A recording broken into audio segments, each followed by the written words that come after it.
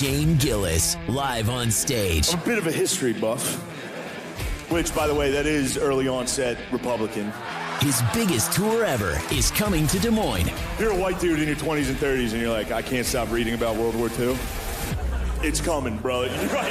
See Shane Gillis with his unmistakable comedic style. Live at Wells Fargo Arena Saturday, May 31st. Get tickets now at iowaeventcenter.com. For more, visit ShaneMGillis.com. Attention all campers. Keith Murphy. What I do have are a very particular set of skills. Skills I've acquired over a very long career. Andy Fales. I'm telling you straight, it's my way or the highway. Powered by AD. Just a bit outside. Murph and Andy. Proudly presented by Ramsey Subaru and BMW of Des Moines. Live and on demand across Iowa everywhere from the Channel Seed Studios. Murph and Andy. Connected by Cellular Advantage. Let's do it. Welcome to Murph and Andy here on a fun Friday. We're in the Channel Seed Studios alongside Andy Fales and AD. I'm Keith Murphy, and we start, Andy, with some good news for you. You ready? Ready for good news? Always ready for good news. What AD is it? has gone back and reviewed the show. AD? Yeah, we reviewed the tape, and your wording, what you said exactly was, if Cam Ward doesn't opt out, right? If Cam Ward doesn't opt out of the Pop-Tarts Bowl, I will cut off a finger. And the judge has ruled that opting out at halftime is opting out. So, Andy, you get to keep your finger. Well, good news. I'm still ready to lose it. No, he did opt out. I was committed to this. So here's the deal.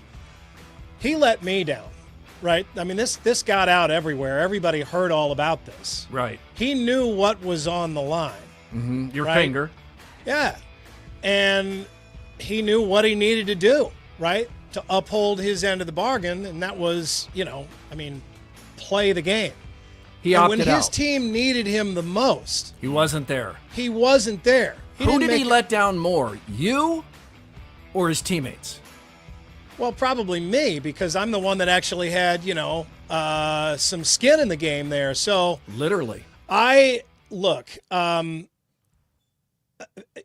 people want to see some concession on my part, and I don't blame them.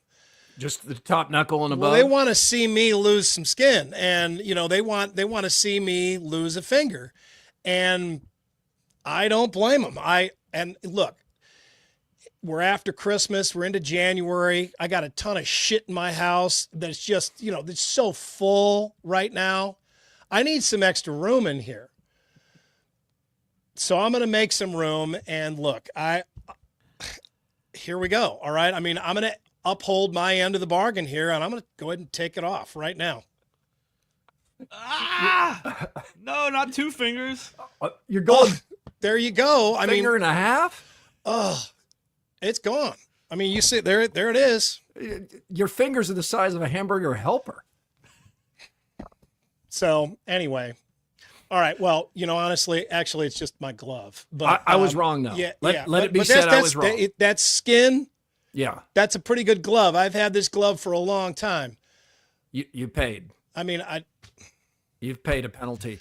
I was wrong, though. I thought you said if he plays in the Pop-Tarts Bowl, you'll cut off a finger, but you actually said if he opts out, and he technically opted out. The Guest House Tavern and Oyster in West Des Moines sets the table for sports and more, including SEC Humboldt, Skattebo, wow, and Puke and Rally. That's all coming up. Guest House Tavern, Northwoods inspired Midwestern hospitality.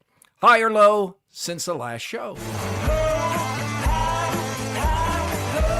Presented by Wealth Charter Retirement Planning and Tax. Was talking to a friend yesterday. He is switching jobs in the new year. He's not sure what to do with his 401k. He does not have a Roth IRA set up at this point. He's still kind of a young guy. And he can get all these questions answered with one call to Tim Hawkins and the guys at Wealth Charter. They're filling up their schedules right now with all kinds of people that want to look ahead at 2025, maybe they've got some retirement plans or just some tax complications, you can get all of that answered and then set up your own tax returns with them as well. You find them at Wealth Charter. High or low? Well, it's definitely a low. There's no question. I mean, this is a horrible time of the year. You are looking into the awfulness of the post-holiday right now. It stinks. You got all that stuff to put away. It's cold. You got at least 2 months of really cold weather, probably 2.5.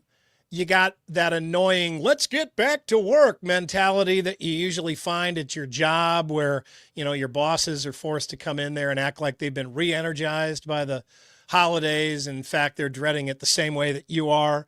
The gym is really crowded, full of a whole bunch of New Year's resolution type people. There's nothing but like Weight Watchers ads on TV and diet food on the end caps of the grocery store aisles. You got all the holiday bills starting to pour in. You realize just how much you spent and, oh man, all that kind of stuff. So this is the worst time of the year. It is. It really is. I mean, I don't think anybody would argue with that. I mean, you got politics coming up. You got all kinds of political discussions, whether it's at the local, state, or national level, as all the new administrations come in and set their priorities. And whether you agree with them or not, there's going to be just arguing and fighting and disagreement and everything that we had kind of put aside for the sake of mankind and our families and society during the holidays. Oh no, all that stuff is back on the table now that it's January and we're setting to start the year anew. So there you go. This is a terrible time of the year. All right, excuse me for just a second, Andy. Jenny, can you bring me a drink now? Andy just ruined Fun Friday.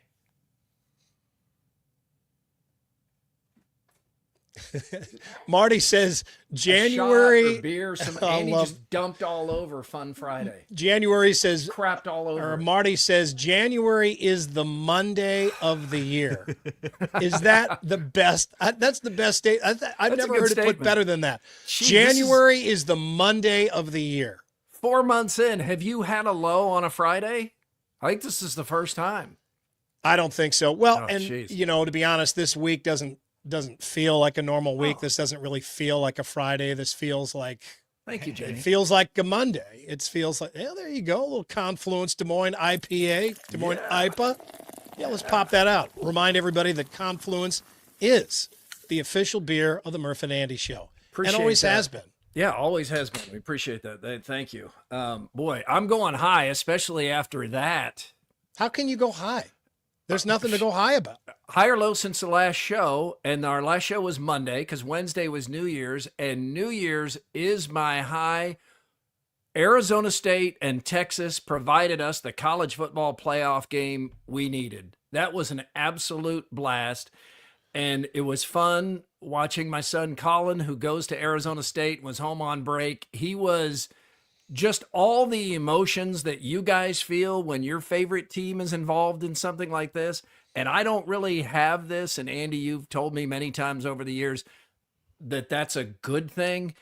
I don't know if it is. It turned out to be, once this ended, I could kind of get your point because Colin was just devastated.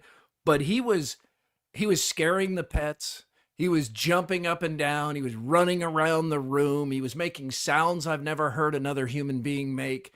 It was just fun to watch him, and that game was bonkers. It was fantastic, and it was just a privilege to watch it. Interact with us on YouTube. It's Murph and Andy at iowaeverywhere.com. On X, it's Murph_Andy.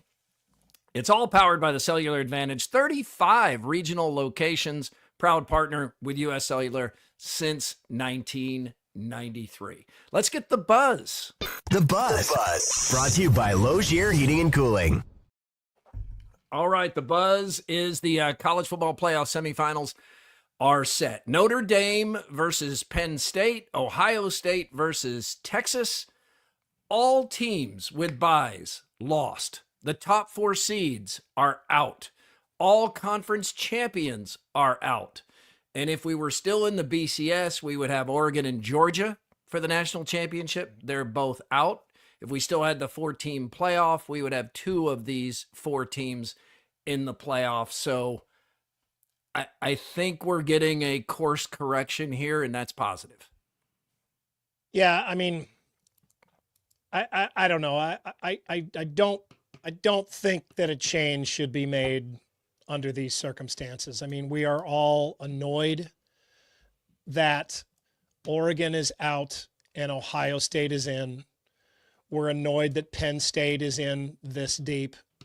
And it's like, I think honestly, Ohio State has kind of become a more hateable team than they were in the past. I think Ryan Day has helped that and all the ridiculousness after the Michigan loss. Yeah, Ohio State has become more hateable, and Notre Dame has become more likable.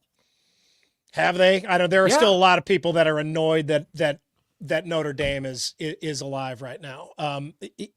They've always been one of the most hateable teams in college football, and I don't know that people can shed that quickly. So people are annoyed that Notre Dame and Ohio State are alive, and some of these other teams are out. Georgia, and although we've seen lots of Georgia, they're certainly annoyed that Oregon is out at this point. And when you're feeling that way, I don't think that's usually a good time to go ahead and make a big decision. But I think even going into this, we probably felt like this formula just didn't feel right. And now we're getting enough proof to, you know, how we do things these days. We form our opinions and then look for facts to back up our opinions. Sure. That's what we're doing here, I think. If Oregon had won this game, or, won their game, I don't think that the sentiment would be quite so bad.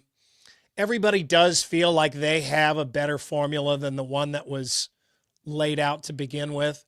And there are some really good ones out there that make perfect sense. But those formulas could also give us a field at this point, the college football playoff, that we would be dissatisfied with. Heather Dinich of ESPN reported today that it is not thought that the buys for conference champions is going to change. The sentiment is that it will continue, even though all 4 of those teams with a buy lost. So that appears like it's not going to change. I don't think we should be surprised by the team standing. I don't think we really are. Oregon still got the worst path here. It's ridiculous, the path that Oregon got, or the ease of the path that Penn State has gotten, although Penn State is playing well right now. But in these games, in almost every case, if not every case, the favored team has won. And the team with the best recruits has won. I mean, it has been a sobering reminder that the team with the most talent usually wins, regardless of everything else. The one team that gave us hope with that was Arizona State against Texas. But the rest of this has kind of gone to the expectations of talent on that team and the favored team. The one positive out of this, I think, for the most of the country is NIL and transfer portal is proving that the SEC is not as deep as it was. I think anybody that moves to the point of, the SEC is no longer the best conference, that's overdoing it. The SEC is one play from having 0 teams in the semifinals, though. So I think we can take from this that the depth is not there on the Alabamas and Georgias like it used to be, because no one is waiting their turn anymore. If you're backing somebody else up who's going to the NFL, you just transfer somewhere else. So I think instead of this being the alarming, there's going to be like 5 teams that are going to be so great and everybody else is going to suck, we're actually seeing a little bit more parity. Although when you look at this Final Four, parity is probably not what comes to mind. Well, I mean, you also have to be reminded, I think sometimes we feel like football is immune from this, and that only in basketball can any team reach up and beat any other team. Well, first of all, that's not the situation that we have here in football. We have some pretty evenly matched teams playing each other. And in those games, it is very possible for the team that you don't expect to win the game anyway. Why should anybody really be surprised? Nobody should be surprised that Oregon lost to Ohio State. They barely beat them during the season on their home field. I think Ohio State was favored. Yeah, right. And Ohio State was the sentimental underdog, I think, because they had blown that. They were embarrassed by Michigan on their own home field. And, the natives were restless, and the pitchforks and torches have been out for Ryan Day and all that kind of stuff. And we were truly drinking the Kool-Aid and thinking, okay, they're dead. But no, they're still super talented. They're still Ohio State, and they're still playing a game against a team that they're very evenly matched with. So they won the game. It's not that big a deal. Alabama lost Nick Saban. They don't have arguably the greatest coach in college football history anymore. They do have 4 losses. They've had a terrible season for Alabama, but they don't have Nick Saban anymore. Right. So they have an excusably bad season, I think.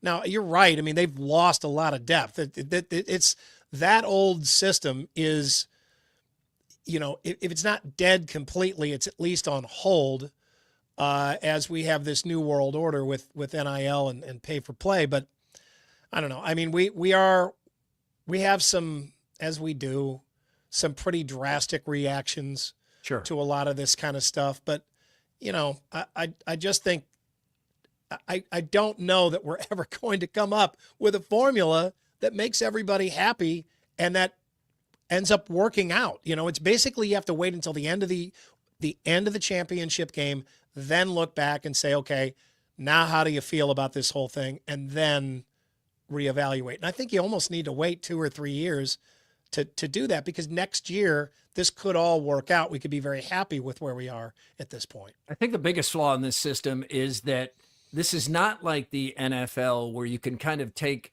a record within your own division or within your own conference and apply it across the entire league.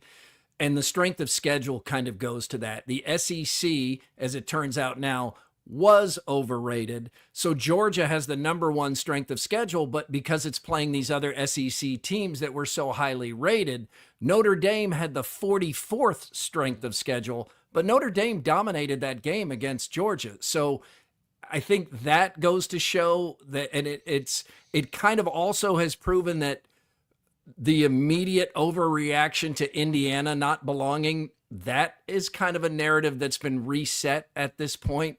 Boise State wasn't really a threat to win the game against Penn State, but did okay.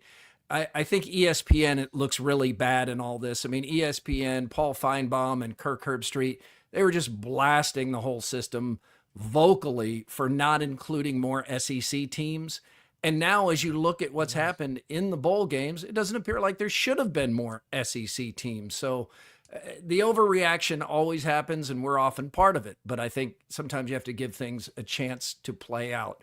Notre Dame gets to pocket all of these college football playoff millions. This could be the one school to come out of this maybe better than we thought. Remember the old narrative? Hey, Notre Dame eventually is going to have to join a conference or they're going to get left out. No.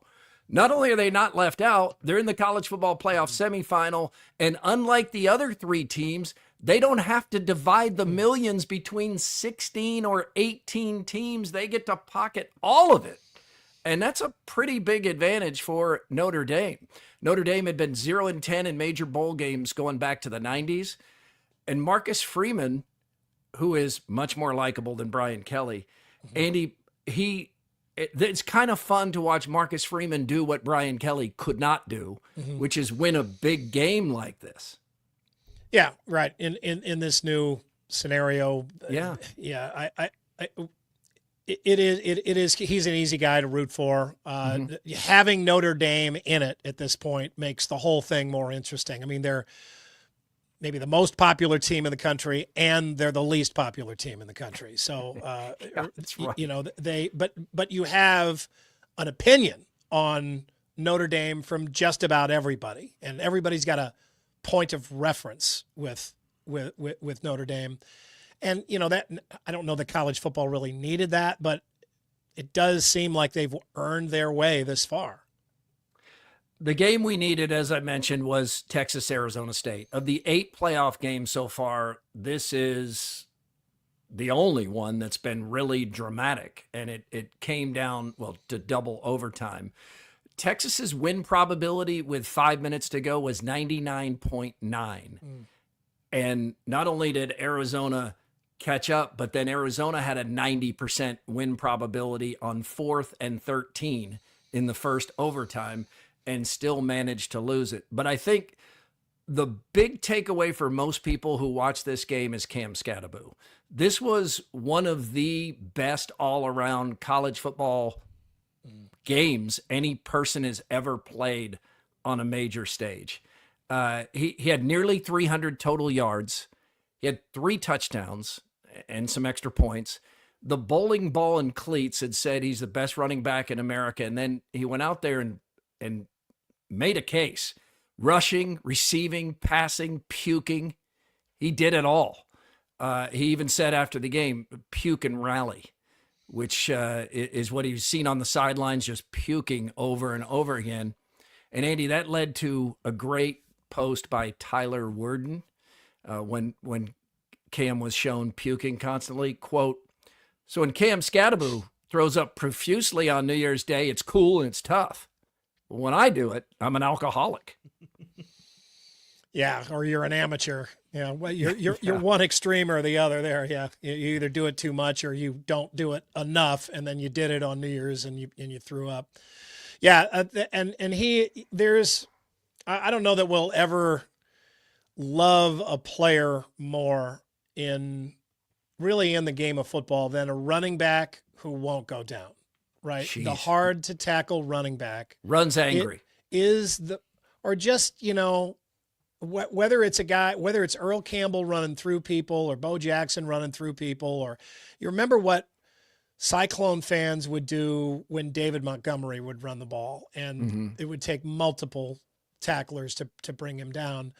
Or if it's somebody like Barry Sanders that just, was juking everybody out of their cleats.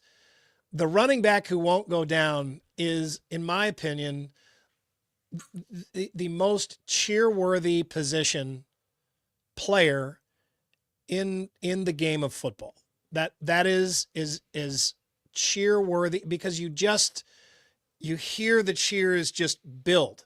The longer he goes without going down, whether he's carrying guys on his back or whether he's faking guys out and they're not even laying a finger on him. I mean, that's so much fun to watch that player.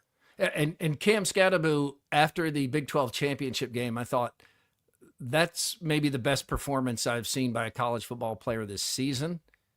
And he was better in this game.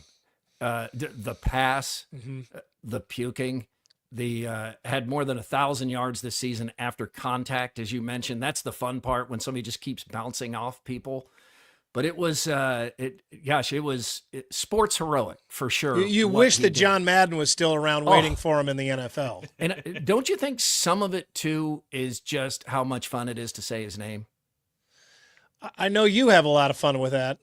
You do. Skattebo. I do like saying it. Now, near end of regulation, there was a call that did not happen. This was targeting. I mean, by the college football rule book, with 1:10 to go around midfield, this was targeting on Texas.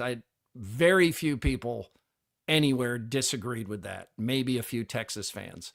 Officials piped in with this is the definition of targeting. He's hitting with his helmet, hits a defenseless receiver. All of it equaled targeting. And when they went to the replay, even in this big spot, you thought that's so obviously targeting, they're going to have to call it on Texas. And then they don't. And there's a separate argument to be made here about, because Andy, we've talked before about sometimes they're trying to legislate football too much. You can't take the violence out of it. You can't take helmet to helmet hits completely out of it. Sometimes they happen by accident when the person isn't clearly targeting. It's hard to know what's in a person's heart and define intent, all of that. But as the rule book reads now, that was textbook targeting. And when it wasn't called, it immediately led to conspiracy theories of the SEC making the call, ESPN making the call, saying you can't make this. And there's no guarantee that Arizona State wins that game if they do call targeting, because there's a minute and something to go. They're at midfield, and Arizona State does not have a good field goal kicker. But still, they had more than 500 total yards and 29 first downs in that game. They probably do win if they make the call.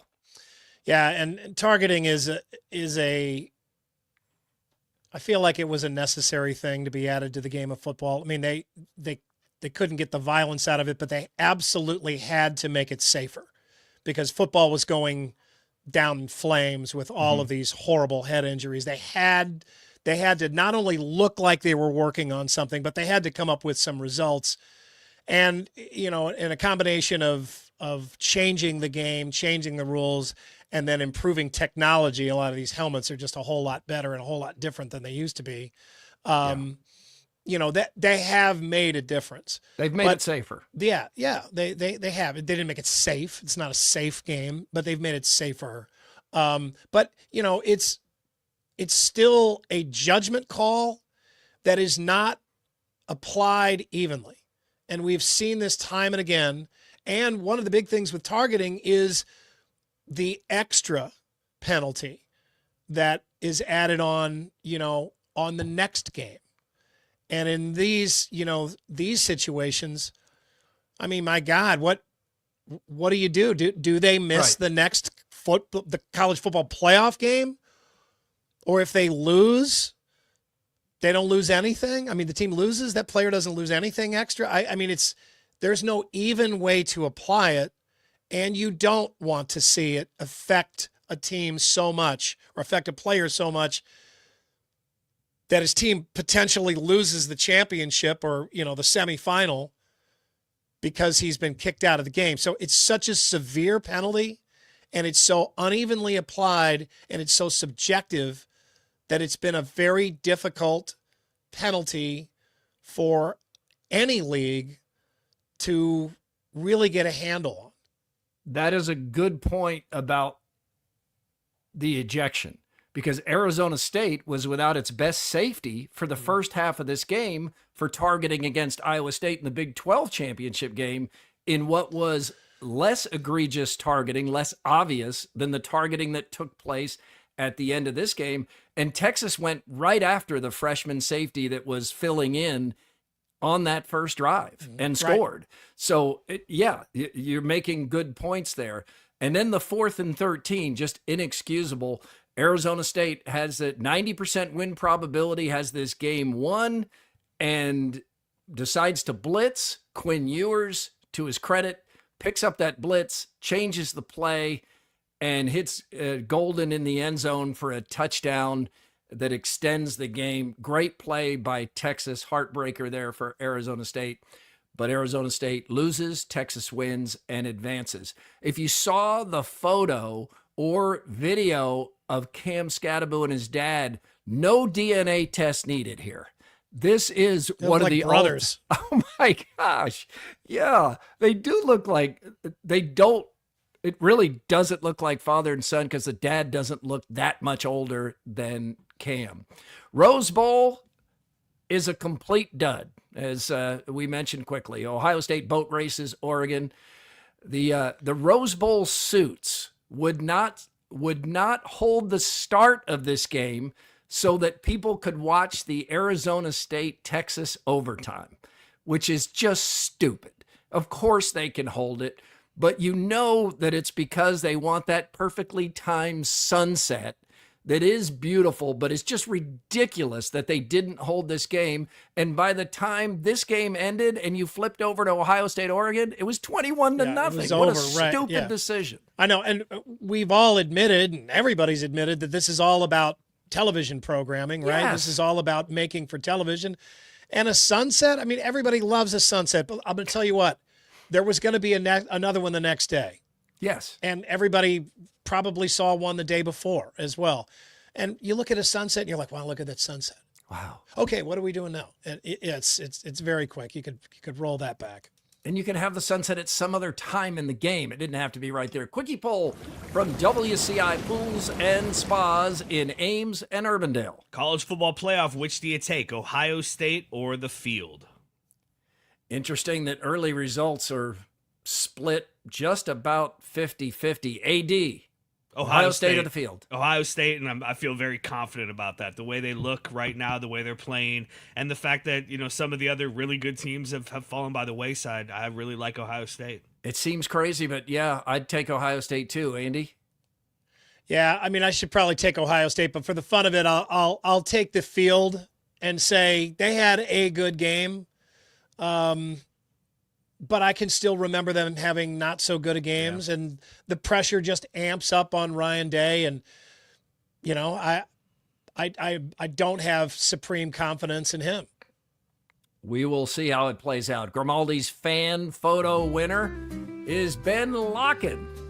Here he is in the yellow for those of you watching on YouTube. And hey, please give us a like. We'd appreciate it. It's his brother and uncle road tripping to the aforementioned Ohio State. Ben lives in the Twin Cities now, but is coming home in a week. He wants to take his girlfriend and parents out for some great pizza. He wants to go to the West Des Moines. Yeah. Occasion. Okay. Yeah, Grimaldi's Cold Brick Oven pizzerias are on Mill Civic Parkway in West Des Moines and the District at Prairie Trail in Ankeny. Keep those fan photos coming. Murph_Andy. They don't play this music inside. Don't worry. They're not going to. You're not going to feel like you're watching The Godfather the entire time when you're in there.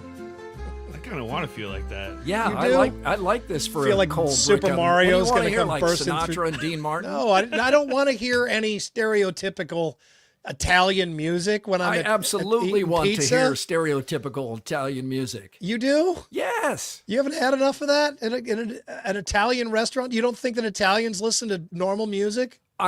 I want them to be. You want it to be like Disney World? Like I'm in Italy. You need it to be like Disney World. I don't want to hear it's a small world. This is Italy. It must be. They're playing mandolin music. Other hot topics. The Pop-Tarts Bowl was the most watched Iowa State football game ever. Nearly 7 million viewers watched Iowa State and Miami in that 42-41 game won by the Cyclones. The audience peaked at nearly 9 million viewers. It is funny. I didn't get to talk about this on Monday, but this was funny the way that I watched this game, and I think a lot of people watched it this way. The first half was ridiculous, right? I mean, the first half looked like a Pro Bowl. It did, yeah, like an NBA All-Star game. Yeah, just Ole tackling, letting guys defense. Run through. No defense. It was just score. And it was fun for 3/4 of that, or, 75% of the first half. I want to use too many numbers here. That was fun. And then it did get to the point where I was like, okay, this is not really football. These guys don't care about this game. This is dumb. And I at halftime, I was like, I'm done. I don't need to watch any more of this game. It doesn't matter. You and Cam Ward both. Yeah, right. Yeah. He's not playing. Yeah, You're the one who called him. So I look back in on the score late in the third quarter and see that it really hasn't changed much. So I'm like, I wonder what's going on here. I wonder if they've stepped up the defense a little bit. So I turned it back on and then was thoroughly entertained for the rest of the way out, right? It was like almost like two different games. And, Cam Ward's out, and that's in your mind the whole time, but I don't know that it made that big of a difference. I mean, it was still just, it was important enough to the teams and the fan bases involved. Mm-hmm. And as a piece of television programming, it was really entertaining. So I think it worked. I don't know if the College Bowl, I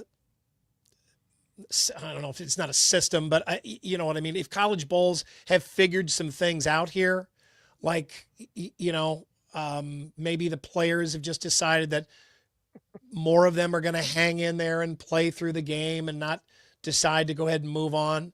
I think that there were a number of games that I think the Iowa-Missouri game was more entertaining than people expected it to be, or they were more interested in that game than they swore up and down they would be.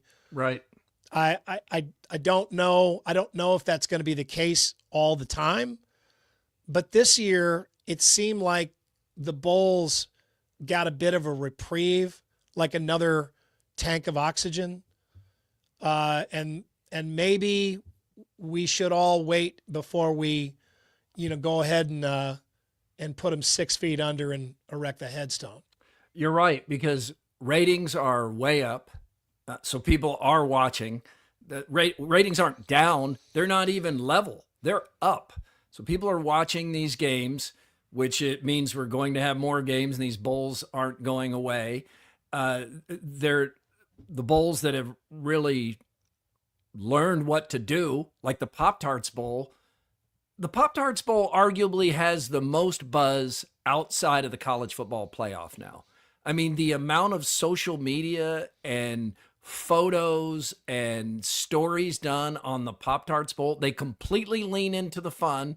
And oh, by the way, their sponsor gets more out of this than any other sponsor of a bowl game does. Some of these sponsors, we don't even know what the product is or what it means.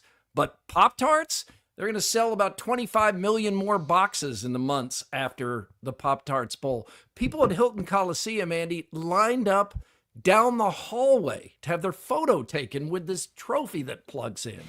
They've really figured out how to have the fun. I think what they should do is the Nabiscos and the General Millses of the world should just buy the sponsorship to the bowl game and then rotate their brands, right? It's Pop-Tarts one year, it's Cheez-Its another year, it's some other kind of fun, total garbage food that we ate as kids. Keep it from getting stale. Yeah, to keep it from getting stale, and you could do something fun with the trophy and a mascot and that kind of stuff. But yeah, I mean, I think that's a good idea. I would be surprised if somebody hasn't already piped up about that. But they do have so many.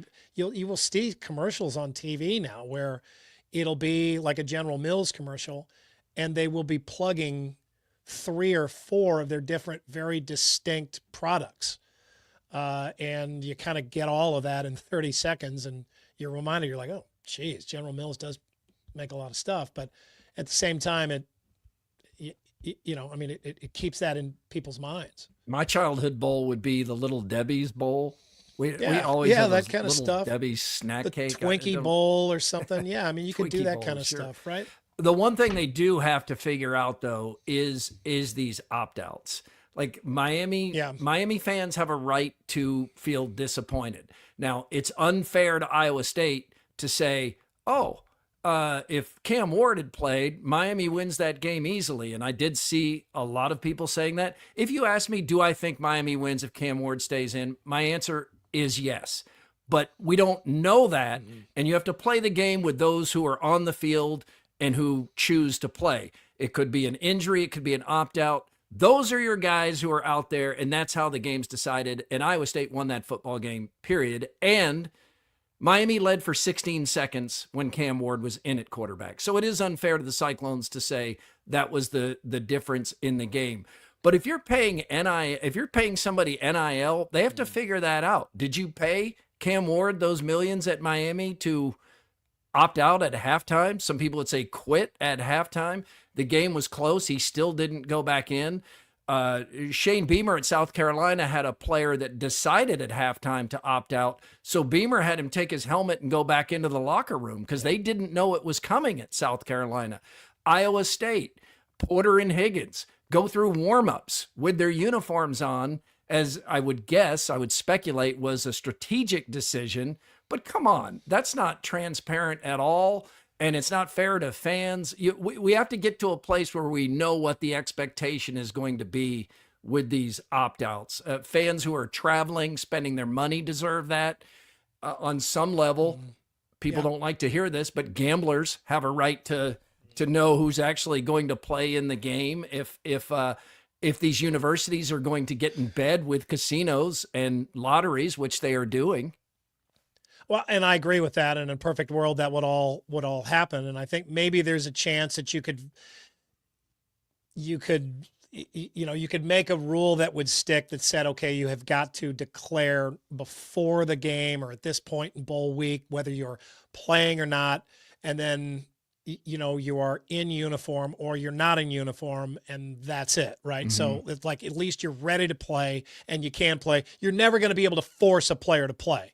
I mean, Cam Ward can put on all of his pads and stand over there on the sideline. He never had any intention to play, but you can't force the guy to play. It doesn't matter what he was paid in NIL. That will never happen.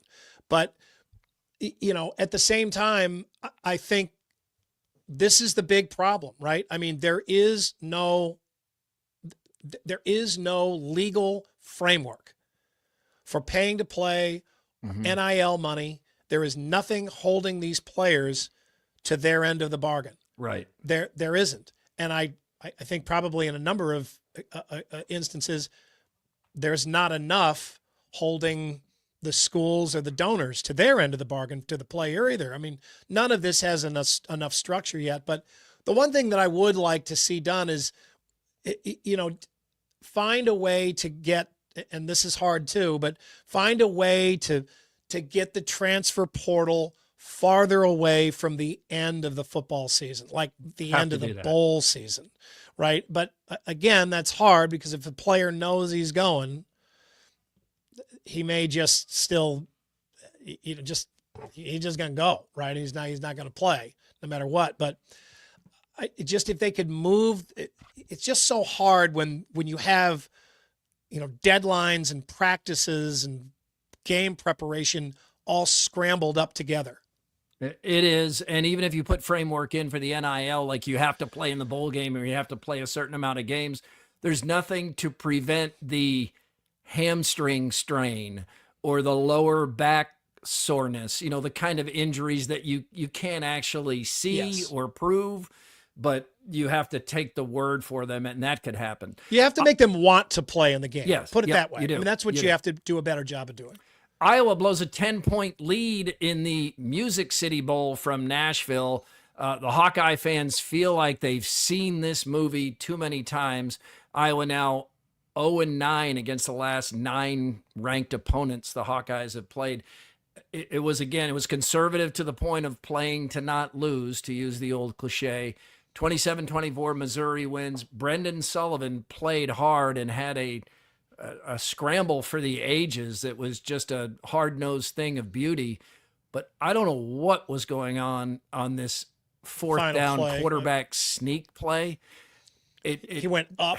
He went up and then tried to go around, and Missouri had somebody jump over the line and got to him before he could get any momentum going. It just felt like overthinking. Just plow behind your center and pick up, about a foot. But no guarantee that Iowa hits a field goal anyway. But that was a frustrating end of a mildly disappointing season for Hawkeye fans. Yeah, it was. And again, I was surprised in watching this game how many fans on both sides suddenly cared about this game. There were a lot of fans there too. There were. And in Orlando and Nashville. I know of a bunch of Missouri fans that were way into this game. I know the Iowa fans cared about this more than they wanted to let on. But at the same time, right, as into this game as you get, you can't help being reminded, because the broadcasters certainly reminded us, all the guys that were not playing in this game. I mean, Missouri's sideline is like half full of guys that are just standing there watching. And I mean, their best receivers, and, Iowa without its best player. I mean, as much fun as you're having watching this game, this is not the best versions of these teams. These are not the teams that qualified for these games. Right. Right. I But mean, it's literally we don't not seem to care. We're still watching for the moment. Yeah, we don't care, but it does make it. I listened to Andrew and Chris after the game in Instant Iowa, which I think it's been a great show all season. It has. And it was really well done. And I had said on Monday's show, I was like, if Iowa loses, the show's more entertaining. Yes, it is. When Iowa loses, because Chris kind of melts down.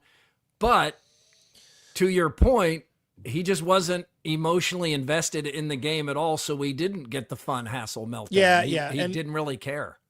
Yeah, and he decided he was going to be that way at the beginning of bowl season, and he's sticking to his guns. So he's not changing. No, I don't think he watched. Did he watch the Iowa State bowl game at all? I don't think so. But he was still really entertaining to listen to, of course, and he and Andrew just did a really good job of breaking it down. But I mean, one of the things that you guys just really hammered home, Andrew, is that the kind of the fun of this is that you can have as much fun as you want. But if it doesn't work out, it's a whole lot easier to let go of this loss because these weren't the real teams playing. Right. Yeah, exactly. Yeah, you feel like, and now you do have to carry this loss into the offseason, and that kind of sucks. But, yeah, absolutely. There's just not much on the line, right? And so when you lose, there's not much on the line. I mean, you can do all you want with a win, right? You can have a party. You can have a parade through town. Cyclone fans are thrilled with the 11-3 and the bowl win. Yeah, and gosh, I mean, if all games were, this is genius, right? I mean, this is the way that everybody would love to have a loss that's easy to let go of, and a win that can be celebrated for the rest of the year. The entire off season. This win can be celebrated until next August. So that is kind of a perfect scenario. But at the same time, I mean, these were not the real teams playing in a not real game. Hassle aside, for the Grinches out there. There were some fans who were really disappointed with the way Iowa couldn't hold on to that 10-point lead. But we were reminded after the game that no matter how disappointed the fans are, the players and coaches, it hits them harder. When you commit so much to something and you got so many other guys that are out there doing what they love with you, and you see how hard they work, and you see how much they give to the game and to this team and to this university. I mean, this is why games like this suck so much, because you want to go out on top. But, I mean, I think this class of 2020, I know some guys have already left and gone on, but I think we left the jersey in a better place for sure. And, I mean, any guys out there that, consider Iowa or want to be a Hawkeye one day, I mean, this is why you come to this place. And some teams might lose in the bowl game and it might not mean anything, but, just hearing you say like this, the end of the road is it's something that I still haven't even been able to comprehend yet. Thank you, Blake Hornstein of Hawkeye headquarters, for the video. And that was Deontay Craig. And yeah, he brings up the right point. I mean, yeah, the end. Whatever the bowl game is, it's the end, right? I mean, this is the end. He's saying goodbye to this team. Everybody's moving on, and in college football, there's going to be a whole lot more teams that don't get to keep playing than do get to keep playing, and so at least you got to keep playing for, another game, and you had fun. And I had a good friend of mine is an Illinois fan, and they won a bowl game. And he was over the moon about that. I mean, he felt great. Brett Bielema, he likes him. That fan base has really kind of come alive behind him. Yeah. And they went and, in a game where it kind of looked like maybe they had too much in a South Carolina team, they found a way to maneuver through that game, and it was kind of entertaining. And you saw the Brett Bielema that we know and love go out there with the substitution and piss off Shane Beamer. There was some drama. I mean, that's fun, and that's not supposed to happen in a not real game. But suddenly there were just too many real elements to go in many of these bowl games. Not all of them, but many of these bowl games had too many real. Like even the Nebraska game. I mean that's a terrible bowl game. That might be the worst bowl game. They were playing in bad weather against a school that nobody cares about. And they had, this is such small peanuts, potatoes compared to where they've been in the past. It's surprised that this would even show up on their radar. And they celebrated this thing like it was another national championship. So, situationally, these games can still be great fun. Let's hear from Shane Beamer and Brett Bielema about their WWE moment at the Citrus Bowl. In all my years of coaching, I've never seen that happen, David. An opposing coach come over while his player's hurt and basically have something to say to the opposing head coach. When you do this as a college kickoff return guy, what you're doing is you're telling everybody else that it's going to be a fair catch and it's going to be dead in the end zone when the ball lands. The reason we do that, and I first got aware of it, was in the NFL, was kickoff and kickoff return is the highest percentage of injury in the sport. So one of the things that coaches began to do was everybody out of respect started T-barring. I think his issue was when we threw the throwback kickoff return, our kickoff returner did this, which most teams, that's a signal that it's a touchback and we're not going to return the kick. Everybody does that. I've never seen it any other way. It's not an official. There's nothing illegal. They didn't do anything illegal. But it put us, I think, in a position that we now, the ethic of what that is got evaporated there because our kids stopped. You have to ask him why he didn't take it up with the officials and why he felt the need to come over here while his player was on the ground and look at me and say something to me and do that motion at me like I was full of you-know-what to do it. That's what I have an issue with. And when I'm a competitive guy, when somebody says that to me, I'm going to respond because I thought that was Bush League, just to be completely honest. I love it. I love this. This is great. Bielema was enjoying it. He was kind of smirking over on the sideline. We know from his days of being a Hawkeye that he enjoys being a nose hair. There was the famous time he went up to Jim Walden and said, kicking your ass. Kicking your ass for 4 years. And Walden's like, I'm glad you enjoyed it, son. Which was just the perfect response. This is one of those things where what side you come down on is largely dependent on who you're a fan of. You know, I don't know what happened, but I will say I was glad to see they went to midfield. They probably didn't enjoy it, but they shook hands like men because it's a game. You know, we don't have to act like you it's totally childish. Hands. Yeah, this whole thing was totally childish, but it was fun, you know, and I mean it was passionate, it was competitive, it was, you know, it brought in some of the most important elements to a bowl season that we were very worried would not have any. Saturday in Ames, Iowa State will celebrate the 25th anniversary of what would become a back-to-back Big 12 championship basketball team. It's the only time in Iowa State's history they've won conference championships in back-to-back seasons. It was a great team. The 2000 team with Marcus Fizer and Jamal Tinsley as the two All-Americans. That team would end up losing to Michigan State in the Elite Eight in a game that was played in Auburn Hills, Michigan. And most people thought whoever wins this game is going to go win the national championship, and that's exactly what happened. Michigan State rolled after that game. But they're going to be honored. Larry Eustachy is coming back to be honored. And one of our favorite guests on the Murph and Andy radio show all those years was Paul Shirley, because he's just a really interesting, thoughtful guy. He's written books, played on, I don't know, like 15 pro teams, wrote a bestseller called Can I Keep My Jersey, which is a great title for somebody who's played all over the world. And you talked to him last night about this reunion. Yeah, it was really good to see Paul Shirley again, and I barely recognized him, as I imagine. Long hair now. Long hair, salt and pepper, got the beard going. He's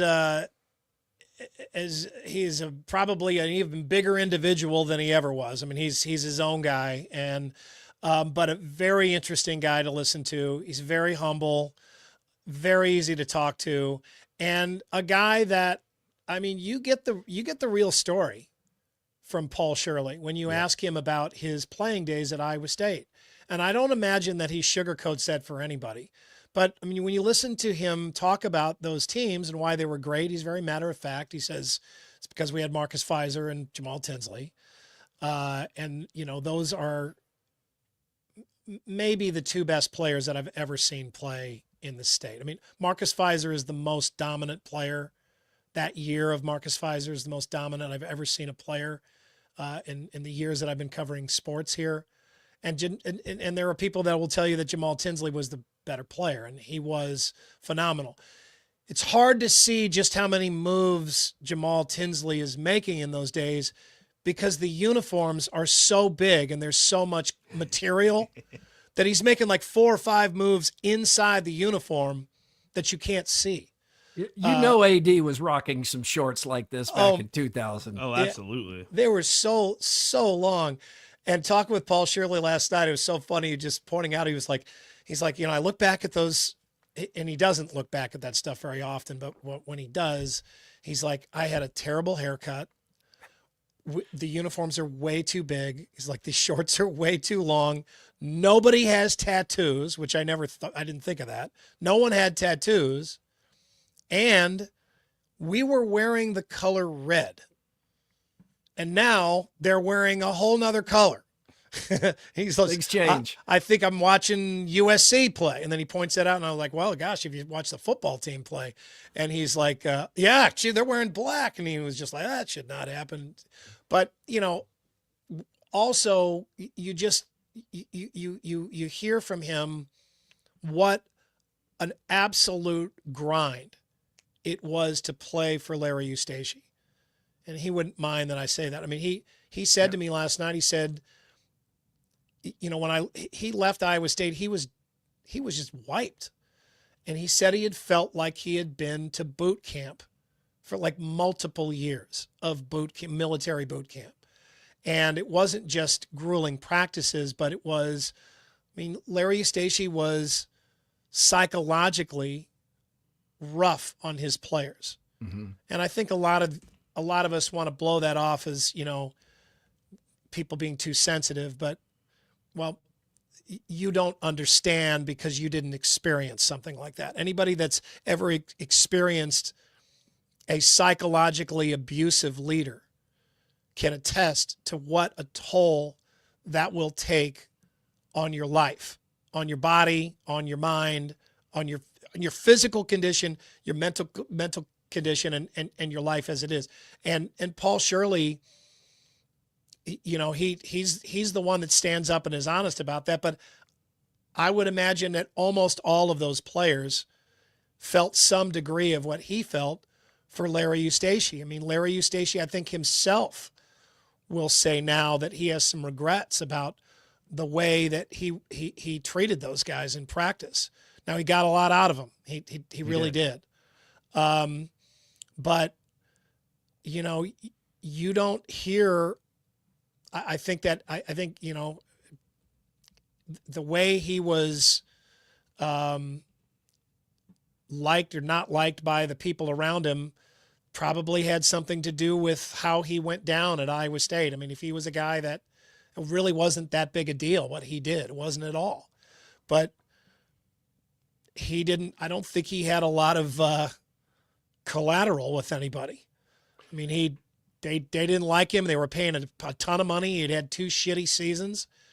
They didn't like him, and they were tired of him, and that was a reason to get rid of him. And, Iowa State had a really weak administration at that point, but, he went down hard, unsung and unwept for the most part at Iowa State among his players. And that's too bad, because when you look back, Murph, it is still, to me, hard to believe that Iowa State put together 2 consecutive Big 12 championship seasons. One with Marcus Fizer, one without Marcus Fizer. He left and they still won that conference. That's the most impressive thing to me, that they won that second conference title in a row without Fizer. I didn't see that coming. The 2000 team, that team was the second best team in the country. The 2001 team, Paul Shirley has told us before they lost to Hampton that they were all ready to stop playing. Yes. Like they didn't tank that game. I'm not suggesting they lost on purpose, but they were so mentally tired. He said we were such a mess by then that he wasn't shocked that they lost to Hampton. And I was at both of those NCAA tournament games, the one against Michigan State, where it looks like Iowa State's going to the Final Four. They have a lead late in the second half, and then they never score again. And Eustachy gets run after he walks out on the court. And then the next year against Hampton in Boise, Idaho, I'm there with Travis Jungling, photojournalist who's still at WHO 13. And we were talking about this yesterday because of your conversation with Paul Shirley. And we're driving in our car late at night back to the hotel, and we see Paul Shirley walking along the highway or along the road in the rain and might be in tears, hard to tell in the rain. And we slow down and we see that it's Paul Shirley. And I turn to Travis and I say, should we get a shot of this? And we talk about it for a minute, and we ultimately decide not to, that it's like he's having a private moment, and we don't need to jump out of the car and put a camera on him and invade his privacy in what is clearly a really tough time for him. So we didn't. And I've talked to Paul about seeing him on the side of the road. It just, he just so many emotions came over him. The end of the season, the end of an era. He was relieved that it was over, just all of that. But there he was walking along the side of the road in tears in Boise, Idaho. They lost to Hampton. Yeah, and I think he would. Yeah, he would tell you all you wanted to hear about that situation. And you know, it's amazing what he did there, what he accomplished. I mean, he came from Meriden, Kansas, a town of 700 people, basically as a walk-on. Ended up playing for two of the greatest teams in school history, becoming a good player on those teams. Went to the NBA, played for multiple NBA teams, had a long career playing for 17 different programs all over the world. Yes. Put together a long team and then became an accomplished author and now is a business owner and has been very successful. He was a mechanical engineering major. And he doesn't watch basketball anymore, he told you. He hadn't watched in 5 years, he said. And I said, well, what do you know about this team right now? And he goes, oh, they're good. I was like, well, how do you know they're good if you haven't watched? He goes, well, I got the internet. I've been following them, of course. So, yeah, he's paying attention, and he's glad to be back. And it was kind of cool because he was there last night at Wallabies in Ames, really just to kind of get back together with a bunch of the people that he loved from the Tim Floyd staff and from the Cyclone basketball management staff that stayed on under Eustachy as well. And, you know, he just kind of wanted to hang out with those guys. And there weren't any other players that were there. So it was just him hanging out with the people that he had nothing but, you know, really great memories of. And Steve Craftsison was there, and, you know, our friend Mike Green was going to show up and that kind of stuff. So a bunch of people that people know well, but, you know, you could tell though that there's still some ghosts at Iowa State for Paul Shirley. And I imagine there will be on Saturday for all of the guys, probably certainly Larry Eustachy included, as they come back and reunite. But I mean, let this put things in perspective. Okay. So they're coming as the 2000 team during a game with the 2025 team. That would be the equivalent, and maybe go into the locker room or something. That'd be the equivalent of Paul Shirley's team getting a visit from the 1975 Cyclones. Wow. When they're it's in a quarter college. century. I mean, yeah, it's been that long, man. I can't believe it. Another reminder of how old we are. And a word about Larry Eustachy, who, if you don't know, or you're a younger person listening or watching, forced out, fired after all that success for the reasons Andy explained well, and he revealed an alcoholic. And there were photos of him partying with co-eds at other schools. There's a lot to the story, but he ends up getting fired or forced out at Iowa State. He's gone. He goes to work at Southern Miss, and I and I'm sure everyone else is asking him for an interview, and he says, yes, I can come talk to him. So I do. And Brad Argo and I go on a trip to get to, I forget what city that is. Yeah. But it's like 3 or 4 stops it took us to get there. We drove by like 19 Waffle Houses, and we finally get to the campus, and nobody's talked to him since this all went down. And I sat with him, and he did strike me as a guy that was going to stop drinking. Like he wasn't just saying I'm an alcoholic to get out of to try to keep his job at Iowa State, which is what a lot of people thought initially. Hattiesburg, Mississippi. Yeah. So at first we're thinking, many people thought, this is what people do. They play the I'm an alcoholic card. He got accused of that by a bunch of people here at the time. He did. Yeah, he did. But to just kind of, and I know we're long on this subject, but it's fascinating, and the reunion is Saturday. But Larry seemed sincere to me, and as it turns out, he was. And I urge anybody who hasn't listened to it, iowaeverywhere.com. You can listen to the podcast that Chris Williams and Brent Bloom did recently with Larry Eustachy. He is still doesn't drink, has been dry all these years. What is it, 20 years or so? And he's a born again Christian. And you'll hear in the podcast, he feels bad about some of the stuff that went down. He has mistakes. He has regrets, all of that. And I think he will be welcomed with open arms at the game Saturday. And I think he should be. I mean, he had a problem. He's gotten help for the problem. He learned from some of the mistakes he made. And I hope that he and our friend Paul Shirley can reconcile some of their differences too. I think they will. And, Paul Shirley's 47 years old. He's a he's an older man. Yeah. So he, and honestly, he's, you don't carry around that kind of baggage by choice. So I think that, the weird thing for all of us is that Larry Eustachy was a very entertaining figure to cover. Yes. He really was. I mean, he was really funny, very witty and smart, and clearly a superior basketball coach. And not just a really good coach, but as Paul Shirley was pointing out last night, I mean, he assembled that team. He did have Marcus Fizer and Shirley and Rancic and those kind of guys, but he brought in Cantrell Horton, and he found Jamal Tinsley. I mean, there's no way that now Jamal Tinsley would be available like Couldn't that. keep him a secret. No way. I mean, he found him, he put him in, and immediately he was an all Big 12 player and one of the best point guards in the country. He put that team together. He was a phenomenal coach. He was really funny. It was fun to cover him, but it was tough being one of his players.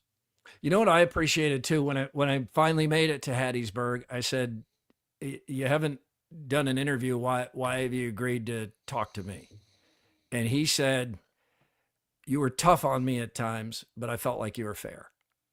Oh, and I love that answer. Yeah. I love that answer. Like, he didn't want somebody to just putting the spin out there all the time. He appreciated that there was criticism too. I think sometimes we lose sight of that. You don't have to just cheerlead all the time. But I appreciated that he liked that. And I've been corrected on here by Aiden Wyatt. It's on Cyclone Fanatic, that podcast, not Iowa Everywhere. So they'll probably come and take one of my Murph and Andy hoodies. Yeah, right. Sorry. My favorite Larry Eustachy line was Pete Taylor had died. And there was like, what was it, a wake basically for him at Hilton Coliseum. And, we knew Pete, we loved Pete. And Larry Eustachy and Pete were really good friends.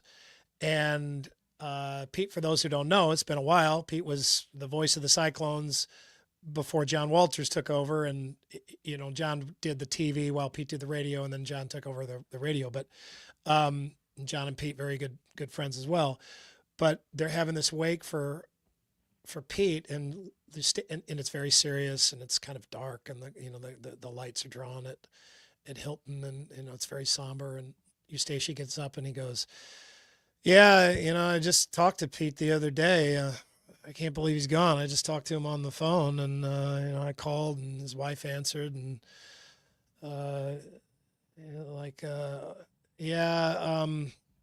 yeah, here's Pete. We got some problems going on here." And he gets on the phone and he's like, hey, I'm like, hey, Pete, how you doing? And Pete goes, oh, not real well, man. The dog, he had this great big Airedale dog, this huge dog. The dog ate a bar of soap, and she's trying to get the bar of soap out. If she can't get it out, the dog's going to have soap bubbles coming out of his ass. And the entire Hilton Coliseum just erupts in laughter at that point. It was the levity that everybody needed. And then he just tells this funny off-color joke right in that moment. But yeah, so it will be cool, and it's a good time to have this team back too, because these aren't Cyclone fans that are going to be longingly looking back at that team. They will be remembering them as still what I think most people will consider as the best team they've seen, but at the same time, very happy with where they are as a program right now. SI Sports Person of the Year is Simone Biles. I think it should be Caitlin Clark, but this isn't egregious. What Biles did was astounding, but what Caitlin Clark did to lift an entire sport goes beyond what Simone Biles did. I think we forget that Caitlin Clark took Iowa to the championship game again, broke all those NCAA records. That was this year. Mm-hmm. It feels like it was 2024. It feels like it was the preceding year because she really had 2 seasons in one. She broke all those NCAA records and won unanimous player of the year as a senior at Iowa, and somehow took Iowa back to the championship game. And then she had all that success in the WNBA and won all those awards and broke all those records. But the attendance, the ratings, all that, she should be the sports person of the year. But it's not like you see Simone Biles and you think, oh, what did she do? I mean, at her age to go and win in an Olympic year, gold. won, in her age, and she had been left for, really seemed like she was done and came. Yeah, that's not egregious. She didn't move the needle like Caitlin Clark did. I think it's the wrong choice, but Caitlin Clark didn't win any championships, so you could say that. I guess, but again, there will be more sports persons of the, is that what it's called? The sports person of the year. Yep. Sports persons of the year awards to be won for her in the future. How's that the Des Moines IPA going down? I haven't had any yet. I'm waiting till after the show. Shut up. Confluence. You don't just wait a minute. Official beer of Murph and Andy. Yeah, it's official beer of Murph and Andy. But we drink those beers when we get them. Is that beer open? Yes. You're going to hell. You're going to hell? You open that cold beer and you've let it sit there for the entire show? I can smell What is wrong with you? I can smell the hops. It's good. By the way, that's where I bought the beer. We're having some Iowa Everywhere people over to the house, and that's right where I got it there at the you always hydrate during the show. I'm drinking. I got this McDonald's Diet Coke. The only Diet Coke I can stand comes from McDonald's. I don't know how they do it. It is time for Throwdowns here on Wasted a beer. Throwdowns. It's Throwdowns. Backed by Heartland Tire and Auto. All right, let's throw it down, Murph. The Vikings quarterback of the future was supposed to be J.J. McCarthy, who was picked 10th overall in last year's draft. But Sam Darnold has led the team to the brink of the 1 seed in the NFC. If you're the Vikings, do you sign Darnold to a long-term contract this offseason? Absolutely. This is not a fluke. He's proven over the course of the season that he can lead a team to a 14-win season. Goodness. I think more than anything, we've seen that the Jets organization sucks as much as we thought it did. So, you don't know what you have with J.J. McCarthy. You just saw what you have with Sam Darnold. Yeah, look, I have a lot to say about this. I won't say a lot, but it's just this is a no-brainer. I mean, the Vikings have been grasping at straws at quarterback for so long. You got one. You got a straw. There's a straw in your hand, okay? Stop grasping. This is the guy that did it. Just because you're not the one that gave up a high draft pick to get him doesn't mean that you can't still claim him as your franchise quarterback for now and for as long as he can play in the league. Andy, there was a lot of talk after the loss to Michigan that Ryan Day may be on the hot seat even with his team in the playoff. 2 games in, the Buckeyes look like the team to beat. Has Ryan Day saved his job? Yeah, well, of course he has, and that's why you don't make those kind of decisions in the middle of chaos. So now, if he goes down in flames, he could be back on the hot seat. I mean, it's that ridiculous in Columbus right now. But no, I mean, he just beat the 1 seed. What else? What they want him? Beat him twice in 1 game, and what else could he do? They have to stick with him and see where this thing goes. But at the same time, they don't have to, bring in a notary public to look over a signed document that says that they're going to be good with him for the rest of the year or the rest of this season, the rest of the college football playoff, no matter what happens. Notary public, right? Not notary. Notary public. Republic, yeah. No. That was always confusing to me. He probably wasn't actually on the hot seat with the administration, but it sure did feel that way with fans. But no, he's fine now. Murph, we're 3 days into 2025. How long do you say Happy New Year when greeting someone? I think just on that day. I would have to take inventory to see if I have to fight the impulse after New Year's Day, but I think just New Year's.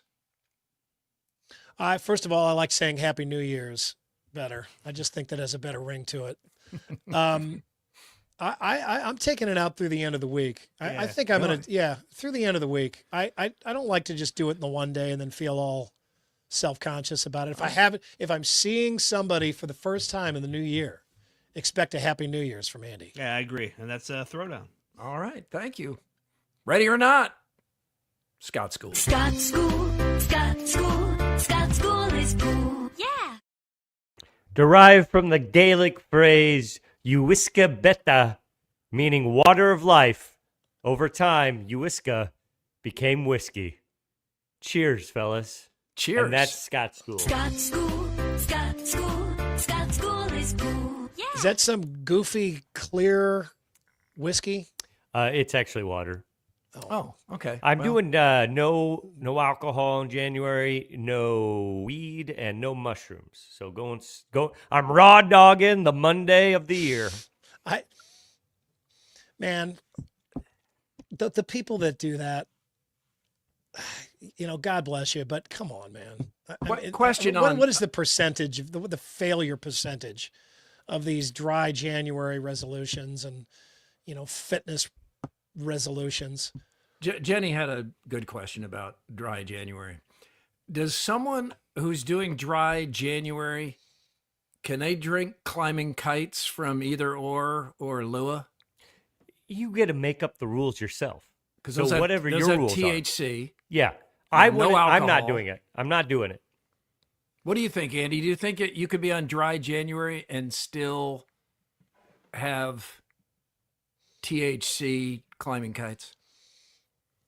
I don't think so. No. Really? I think yes. I think, isn't it to you're trying to get rid of the intoxicants? I don't know. I've never done it. I've never done it. I never will do it. But you're doing it now. You're having a dry show. Wait till it's over.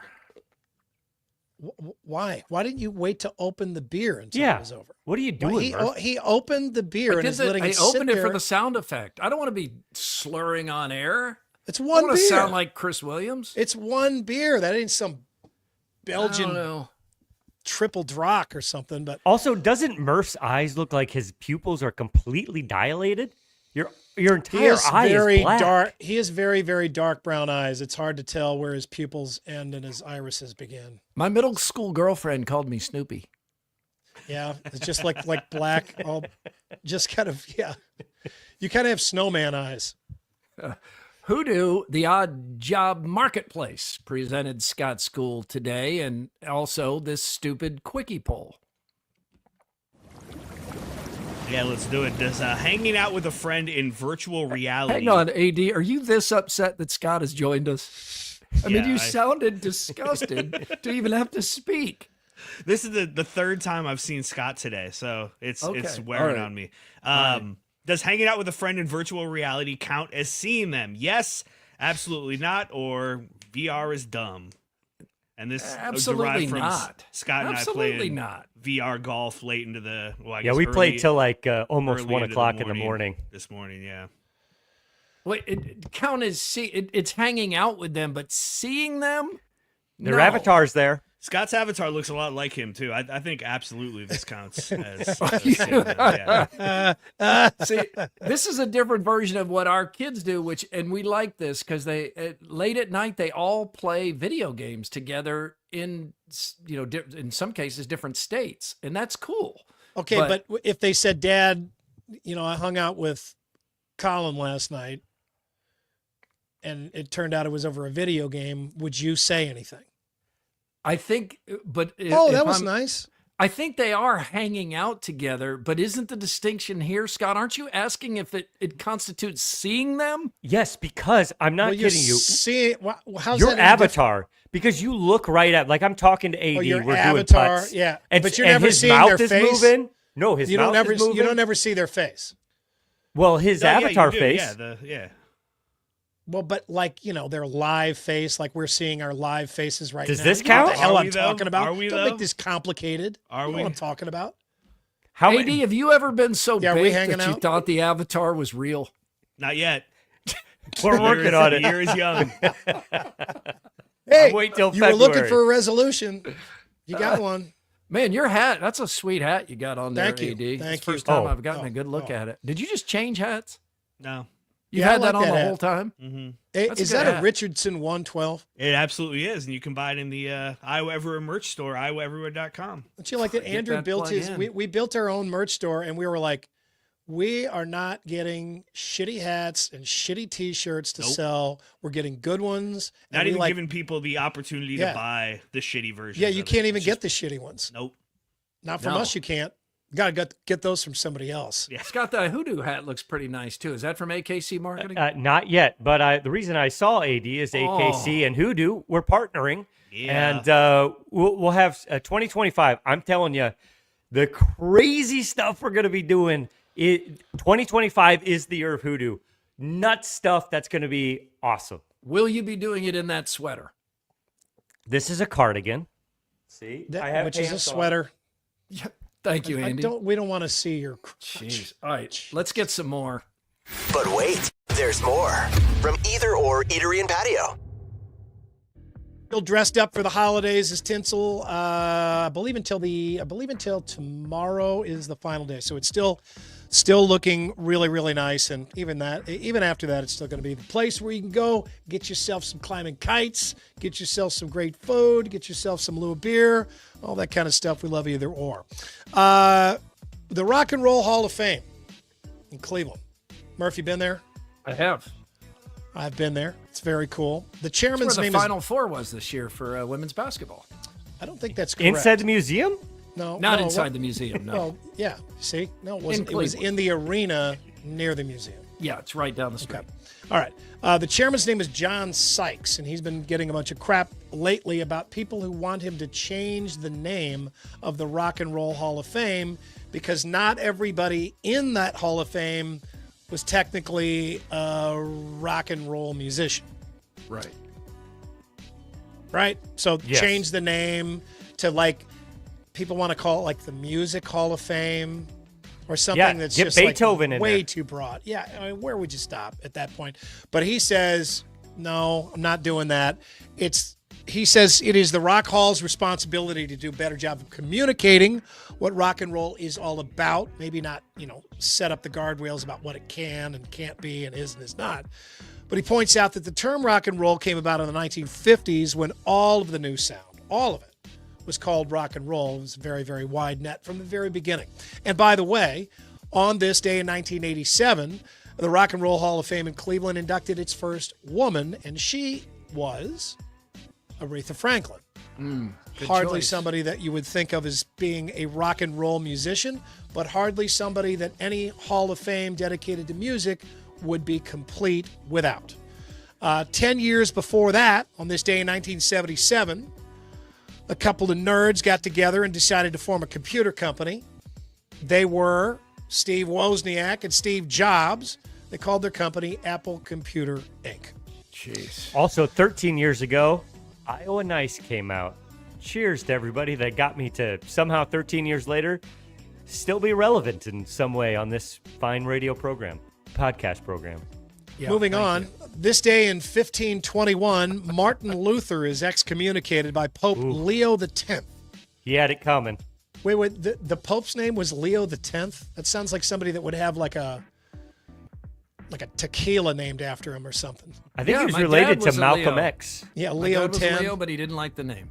All right. Well, Leo X excommunicated Martin Luther for failing to recant parts of his 95 Theses, which started the Protestant Reformation. That does not go well. Martin Luther goes right on getting all Protestant up in there. And the first crack in the foundation of Christianity only widens. 504 years later, it is still going. And how many people were murdered just because of this split? It's incredible. How many people are brutally tortured and murdered all because of a disagreement within the same religion? Yeah, you know, you look back on history, if there's like if there's some sort of controversy involving religion, people are going Catholic to die. Church, yeah, you knew that just thousands of people died. And not just die. Yeah, die like were tortured, miserably. Yeah, just really bad deaths, really. Yeah. I mean, they could have we forgotten how to torture? Oh, no. I mean, if we went back to the Middle Ages, would we even recognize torture? Well, I mean, would we be, how soft would we feel? Real soft. Actually, a special episode upcoming of Overthinking with Mackenzie and Scott is going to be the discussion of the best torture techniques ever used by humankind. Is like one of them waterboarding versus forcing pulling fingernails out? Oh, yes. Forcing people to listen to bad ukulele? Oh, absolutely. With a bad singer, that should be in there. That's a good idea. That's the line of the day right there. All right. Lake Superior State University has unveiled its list of words that need to be banished from your vocabulary in 2025. So if Don't you're use using these any words. of these, knock it off right effing now. Cringe. My kids say this all the time. It's cringe is, well, it's cringe. No, get rid of it. Game changer. We use that a lot here, I think. That's a game changer. Many times. Era. There doesn't need to be an era for everyone and everything. It's the new awesome. Dropped.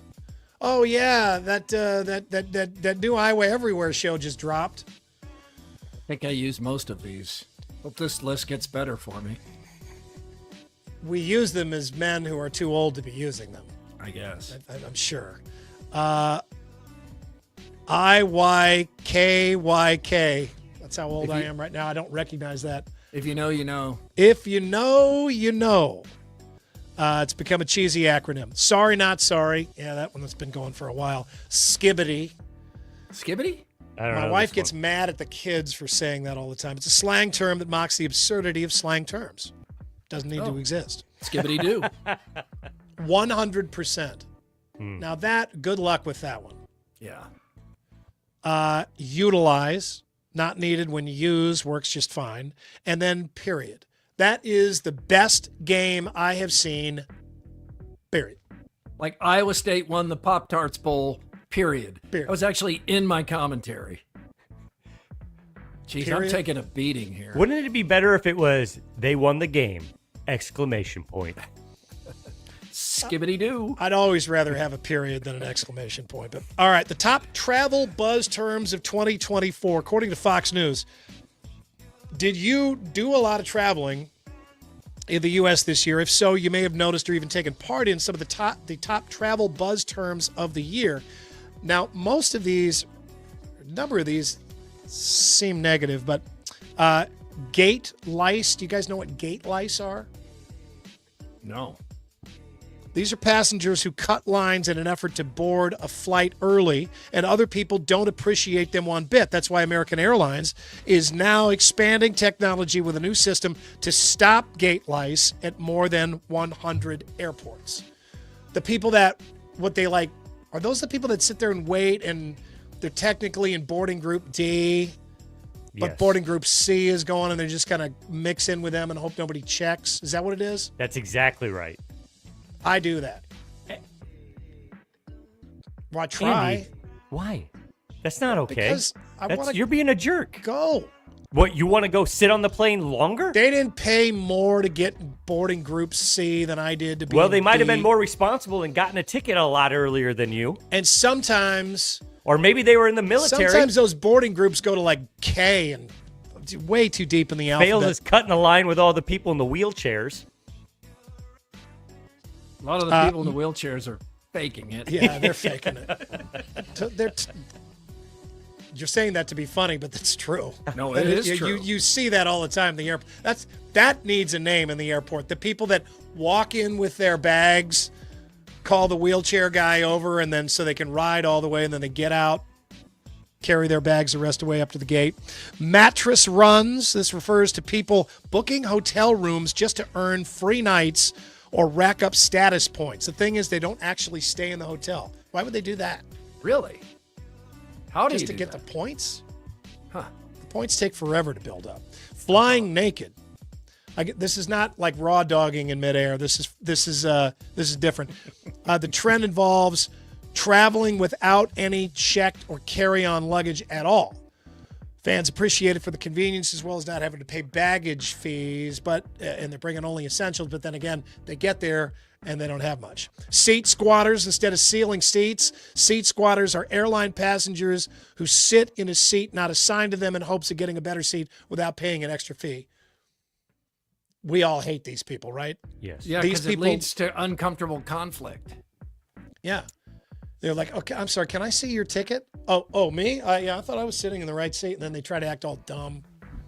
You even get that at like a sporting event or a concert. You know that feeling that comes over you when you walk to what you think is your seat, you triple check your ticket, and you see people sitting there, and you're like, oh gosh, God, I got to confront this person about getting out of my seat. And then you're worried if you're the one that has the wrong ticket. Yep. All that kind of stuff. Sleep divorce. This term refers to couples who choose to sleep in separate beds or rooms to boost sleep quality. More and more travelers trying it while on vacation. Well, yeah. I mean, you get that room that's got the twin queen beds. What do you do? Don't you sleep in, don't you? I feel like we always split up. It's really never my choice either. Kyle is like, which bed are you sleeping in? And then she's in the other one. Wow. Yeah. No, Yeah. We would only do that if there were twin beds, not like a queen That bed. is We'd pick one. awful.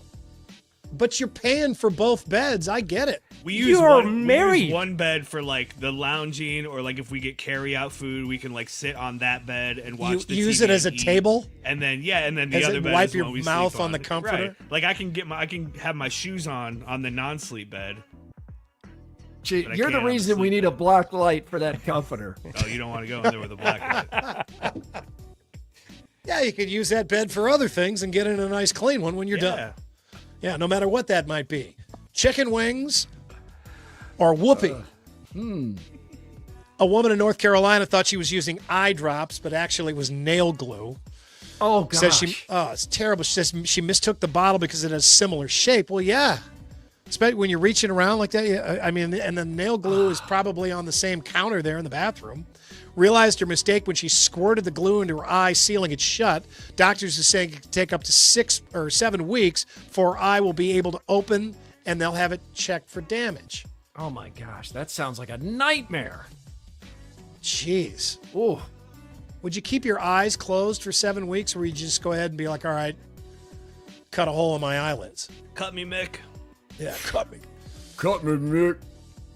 A post on social media has gone viral with more than 2.1 million views, has hundreds of commenters sharing their unique dating deal breakers. We all like these. Started with a question, what is an unpopular dating deal breaker for you? Somebody says, everyday weed smoking. I'm in the fitness space, and I'm very open-minded and understanding as a human. I don't care about aesthetics, but you've got to be some kind of active. Good thing you got those tee shots going there, Andrew. This could apply to you. Yeah, Andrew, there was one point, I think one year you said you you hadn't moved more than a block at a time for like 4 years. Yeah, that sounds about right. You said the exercise or like the Stairmaster was just the flight of stairs in your house that you used once a day. Yeah, go up and down every day. That was it. That was it. We can't be in a relationship if you don't love sushi. I want to gorge myself with the one I love. That seems a little like extreme. Pretty narrow parameters there for finding someone. Someone who doesn't tip. It literally tells me so much about you. Yeah. Dump that person. Cheap ass. You have to value higher education and not reduce it to a scam. You don't have to be Einstein, but you have to be willing to learn and grow. Someone who isn't at least decent at cleaning. I cannot date someone who is super outdoorsy. I hate hiking, camping, fishing, swimming in lakes, hunting, etc. Yeah, if that person is super outdoorsy, they're going to feel the same way about you, my dear.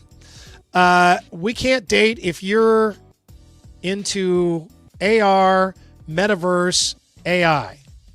Turn me off that this dude was reliant on AI in every aspect of his life outside of his programming work. I don't know about that, but like the people that can't find their way from here to Ankeny without using their phone, right? Yeah, because they plug in never everything. ask themselves those questions. It's like they don't just ever plug it look in. up. Somebody that has one of those reindeer antlers and noses on their car. Hey, Kahala has these. I kind of dig them. I like them. I think You it's like the fun reindeer for Christmas. antlers? Yeah, yeah.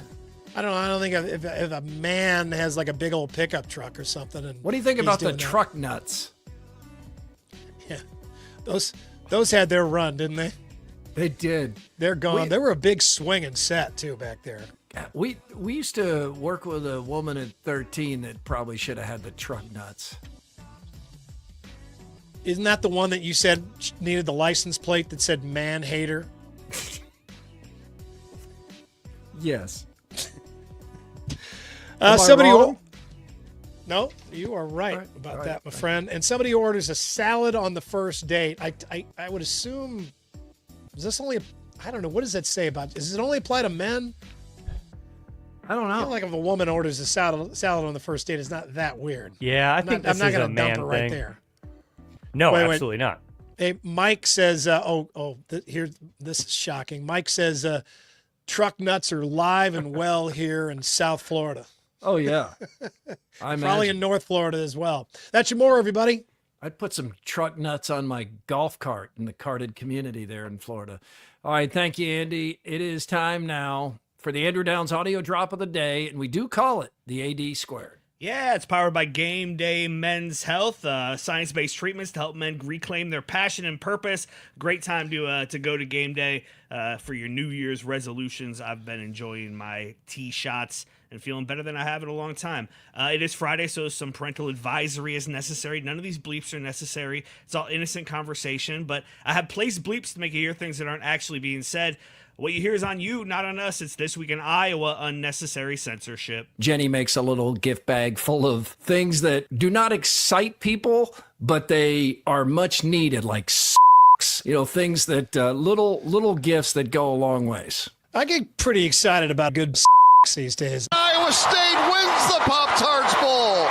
What a win. What a ball game. The mailman's here, and Lewis is in the guy's truck.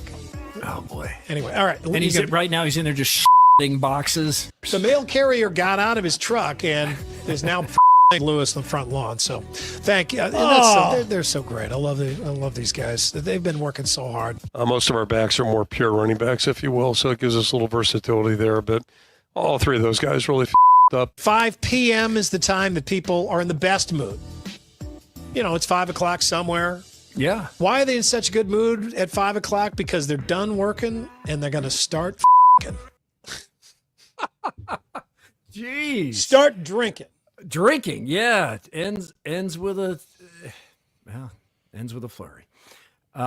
Quickie poll results. People are wondering who you're talking about at work there, Murph. Yeah. Plead the fifth.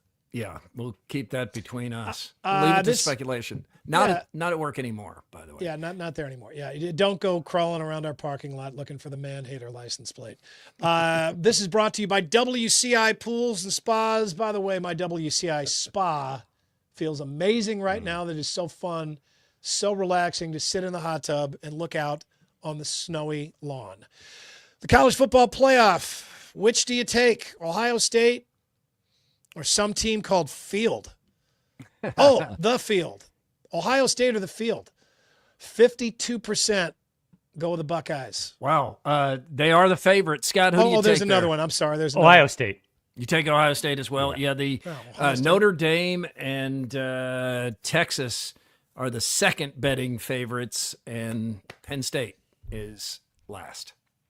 Yeah, there are like a lot of fans who dislike a whole bunch of the teams that are left in this college football playoff, right? I mean, in losing teams like Arizona State and Oregon, you lost teams that were kind of universally liked, I think, or were easy to get on board with. Nobody that is not already an Ohio State or a Texas or a Notre Dame fan is going to become a fan of one of those teams. It just doesn't work that way. I think there are a lot of people that are glad that Georgia is out. They've just had they've been so awfully much good, success. Yeah. And Kirby Smart can be a lot in that hat with a hole on top. Andrew, we had another stupid quickie poll there, also reluctantly brought to us by WCI. Speaking of a hat, a hole on top of it, Andrew's avatar, he's wearing a visor. What? In virtual reality, Andrew Downs' avatar, he wears a visor like Kirby Smart. I've never seen you in a visor, AD. I used to wear one upside down and backwards when I was in high school. Yeah, those baggy shorts that were just below your balls line. My worst fashion choice. We need a statue of that cast in bronze. Does hanging out with a friend in virtual reality count as seeing them? Yes. 56% say absolutely not. Yeah, absolutely not. Only 18% say yes. More people, 27%, just say VR is dumb. VR Don't knock it until you try it. It's yeah. fun. It's the future. You're going to be spending most of your time in virtual reality probably in the next 20 years, unfortunately, but that's just the way it is. Every time I listen to Scott talk about the future, I don't want to go to it. Yeah, you don't. It's worse than you even expect. Terrible job of selling the future. Hey, new longest show on record. Oh, man. How about that? Huh? And no ukulele? Yeah, and we didn't even have to go to the uke. I'll have to bring it next time.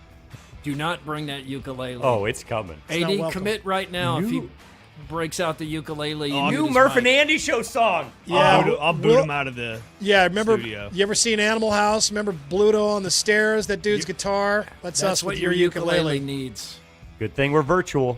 Thank you for being part of Murph and Andy and supporting local media. We appreciate it. Be sure to check out the merch store at iowaeverywhere.com. And we'd appreciate it if you'd like, review, and subscribe on whatever platform you found us. We're back Monday. We hope you are too.